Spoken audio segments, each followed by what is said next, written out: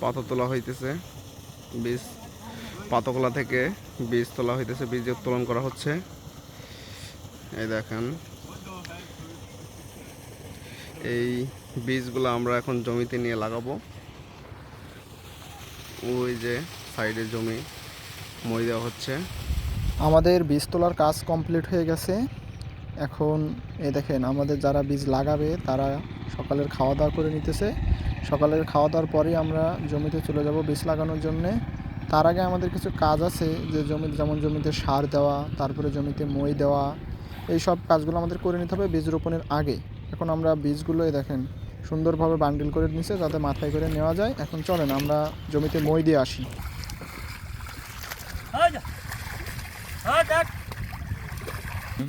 আজকে আমরা ধানের ভুঁইতে গ্রোজিন, ম্যাগমা, বিঙ্গো দিব, সাথে ইউরিয়া দিব।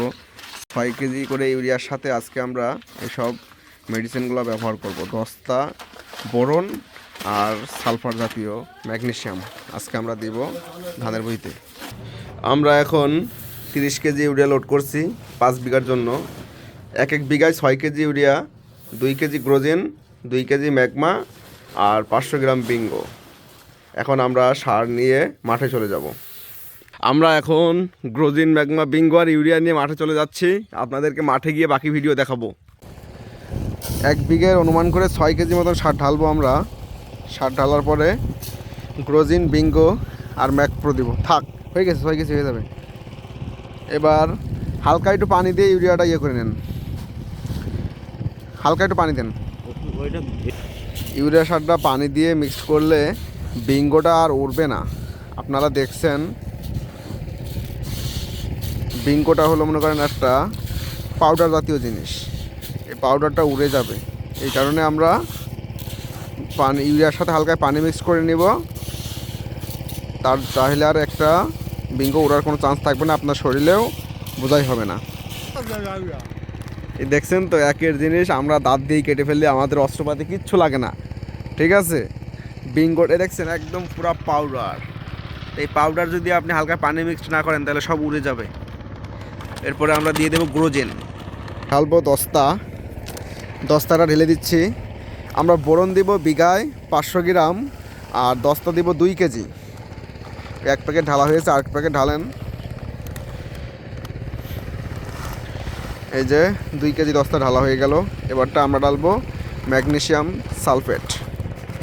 এবার ম্যাগনেসিয়াম সালফেটটা ঢেলে দিলাম। এবার এটা মিক্স করেন।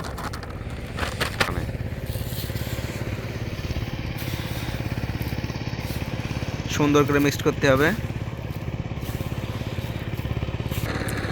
আমাদের গ্রোজিন, বিঙ্গো, ম্যাগমা মিক্সিং চলছে, মিক্সড হয়ে গেছে। এবারটা আমরা জমিতে এটা বুনে ফেলবো।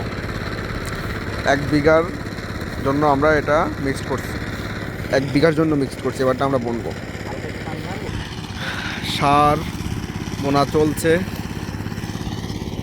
দেখছেন পানি দেওয়ার পরেও হালকা উঠতেছে। যদি পানি না দিতাম তাহলে কি অবস্থা হইতো।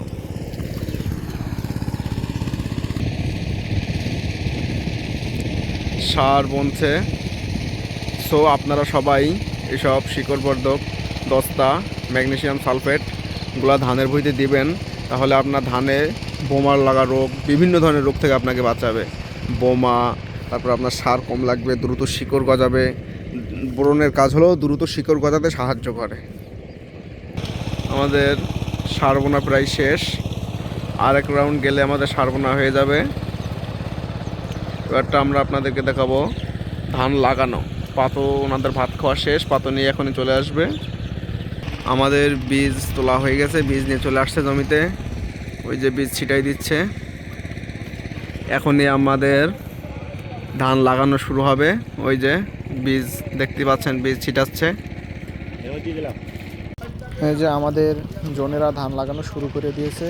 তারা অত্যন্ত গতির সহকারে, অর্থাৎ মেশিনের মতো করে ধান লাগাচ্ছে। আপনারা দেখেন, কিছুক্ষণের ভেতরেই ধান লাগানো আমাদের শেষ হয়ে যাবে। তো সবাই ভালো থাকেন, সুস্থ থাকেন। আর যারা যারা ধান লাগাচ্ছেন সঠিক নিয়মে ধান লাগাবেন, তাহলে আপনার ধানের ফলন বেশি হবে। আর আপনারা ভিডিও দেখেন কিন্তু চ্যানেল সাবস্ক্রাইব করেন না, আপনারা একটা সাবস্ক্রাইব করে দিন চ্যানেলটিকে।